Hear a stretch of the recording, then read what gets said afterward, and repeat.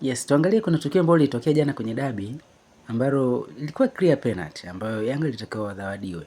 Ilikuwa clear penalty ambayo Depo wakati anashambulia beki wa Simba alienda kumzuia kabisa. Angalia tukio hili hapa.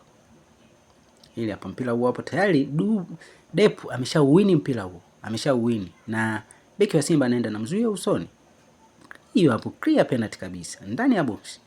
Lakini mwamuzi hakuonesha ishara ya penalty. Na ilionekana kama Depu ndo amecheza madhambi. Angalia hiyo hapo. Hiyo hapo amewini mpira tayari. Na cha kwanza kinachoangaliwa sio ile mpira wa kupigania, ni ile nani kawini mpira. Ameshawini mpira tayari, lakini beki wa Simba anakuja kumziba asione goli. Kamzuia usoni, kampiga usoni, kamzuia na akashindwa kuona goli. Hii sio sawa. Sio sawa. Sasa hapo ndo utaona ukomavu wa viongozi wa Yanga.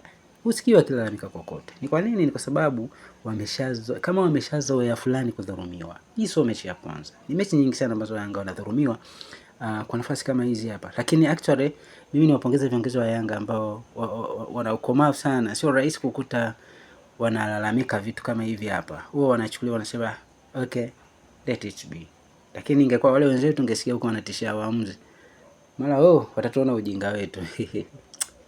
Yanga ni level zingine kabisa. I say, salute sana Engineer Hersi.